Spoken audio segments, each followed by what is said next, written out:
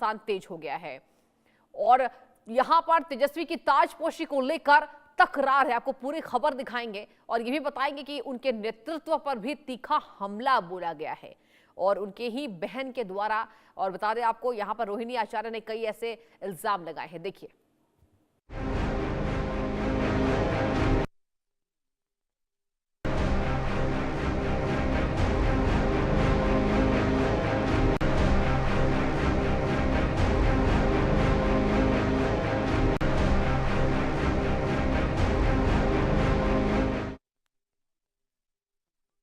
की ताजपोशी, तेजस्वी की ताजपोशी, लेकिन अपनी बहन में ही यहां पर कटाक्ष बोला है। अपनी ही बहन ने, बता दें आपको, पटना में आरजेडी की राष्ट्रीय कार्यकारिणी बैठक में तेजस्वी यादव लगातार पोस्ट कर वार किया है, नेतृत्व पर तीखा वार किया है। तेज प्रताप यादव ने भी रोहिणी के बयान का समर्थन किया। दूसरी ओर सुनिए, मीसा भारती ने भी तेजस्वी को बधाई दी। बैठक में लालू यादव समेत कई वरिष्ठ नेता मौजूद रहे। तो देखिए, यहां पर दर्शकों, तेजस्वी की ताजपोशी पर तकरार तो परिवार में ही देखने को मिल रहा है। बात की जाए, रोहिणी आचार्य ने कहा कि यहां पर कठपुतली को ताजपोशी के लिए हार्दिक शुभकामनाएं, ऐसे शब्दों का प्रयोग किया। और इसके साथ ही आपको बता दें, अगर बात की जाए बिहार चुनाव के बाद ही, आपको हम देखिए, ये एक्स पर किया गया रोहिणी आचार्य का, आपको हम एक्स पोस्ट पर दिखा रहे हैं। क्या उन्होंने लिखा?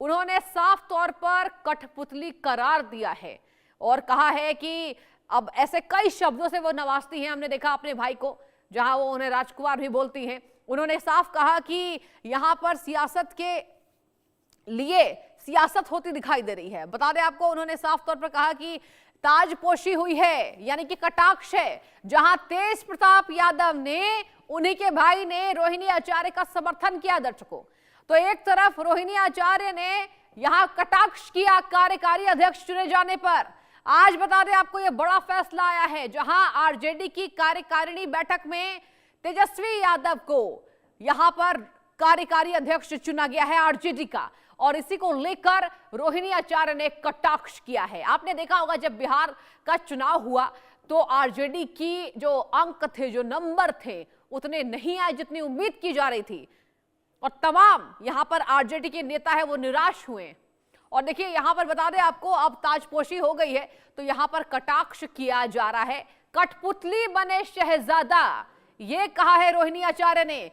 और आपको ग्राफिक्स के माध्यम से समझाएंगे दर्शकों कि यहां पर क्या क्या कटाक्ष किया गया है। देखिए, सियासत के शिखर पुरुष की गौरवशाली पारी का एक तरफ पटाक्षेप, ठकुर सुहाती करने वाले और गिरोहे घुसपैठ को उनके हाथों की कठपुतली बने शहजादा की ताजपोशी मुबारक। ये जो हमने आपको, रोहिणी को क्या रास नहीं आया यह फैसला, एक बार फिर से आपको बताते हैं। सियासत के शिखर पुरुष की गौरवशाली पारी का एक तरफ पटाक्षेप, ठकुर सुहाती करने वाले और गिरोहे घुसपैठ को उनके हाथों की कठपुतली बने शहजादा की ताजपोशी मुबारक।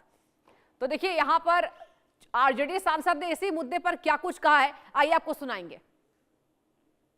में और बड़ी हो गई है, राष्ट्रीय कार्यकारी अध्यक्ष बनाए गए हैं, सभी पार्टी के जो नेता हैं वो मौजूद थे, और हमारे साथ बक्सर के सांसद हैं सुधाकर सिंह जी।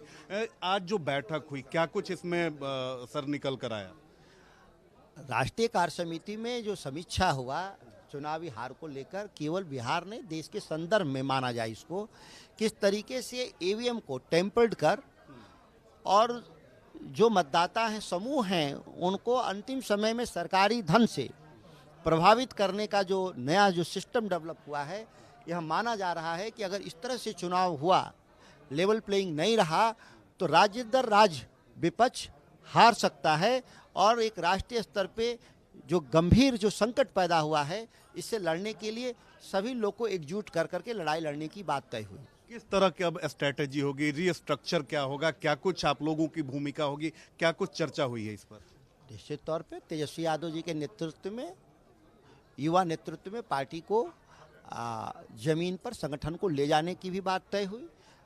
पहले जो काम था उस काम को विस्तार जिसके आधार पे जो संकट पैदा हुआ है राष्ट्रीय स्तर पे, जिसका असर बिहार के भी चुनाव पे पड़ा है, उसको भी सुलझाने का दायित्व तेजस्वी जी को दिया गया है। बहुत बहुत धन्यवाद। तो हमारे साथ बक्सर के आरजेडी सांसद सुधाकर सिंह थे, जिन्होंने कहा कि लालू प्रसाद यादव की तबीयत नासाज रहती थी और यही कारण है कि तेजस्वी यादव की जिम्मेदारी बढ़ाई गई है, यानी उन्हें राष्ट्रीय कार्यकारी अध्यक्ष आरजेडी का बनाया गया है। और इनका साफ तौर पे कहना है कि पार्टी की जो बेसिक जो चीजें हैं उससे कोई छेड़छाड़ नहीं होगी, बल्कि पार्टी नए स्वरूप में दिखेगी, पार्टी सड़कों पर दिखेगी, कार्यकर्ताओं से कोऑर्डिनेशन होगा। अब देखने वाली बात होती है कि तेजस्वी यादव को जो ये नई भूमिका सौंपी गई है, उस भूमिका में वो कितने कारगर और कितने सटीक साबित होते हैं। राजेश के साथ रितेश मिश्रा, इंडिया न्यूज, पटना। देखिए, आज के बैठक में मुख्य रूप से जो अभी देश के अंदर सांप्रदायिक ताकतों का मजबूतीकरण हो रहा है, फांसीवादी ताकतें मजबूत हो रही है, इसके विरोध में समाजवादी आंदोलन को आगे बढ़ाने के लिए देश के अंदर राष्ट्रीय जनता दल पर एक बड़ी जिम्मेवारी है।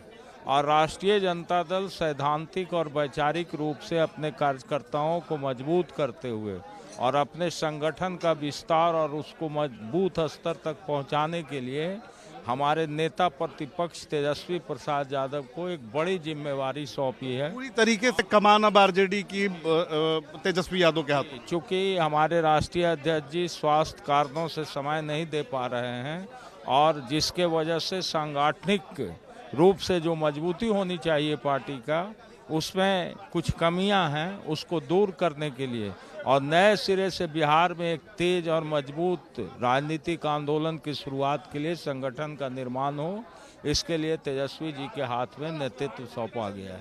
की स्थिति पर संवैधानिक संस्थाओं के दुरुपयोग पर सब पे चर्चा हुई और आदरणीय तेजस्वी यादव जी को राष्ट्रीय कार्यकारी अध्यक्ष नियुक्त कर दिया गया है और उन्हें छूट दी गई है संगठन को सशक्त और मजबूत करने। क्या लालू जी राजनीति में अब निष्क्रिय रहेंगे कि सक्रियता रहेगी उनकी? आदरणीय लालू प्रसाद जी का कुशल मार्गदर्शन। और फिलहाल इस बुलेटिन में इतना ही। एक रुकते छोटे से ब्रेक के लिए देखते रहिए इंडिया न्यूज।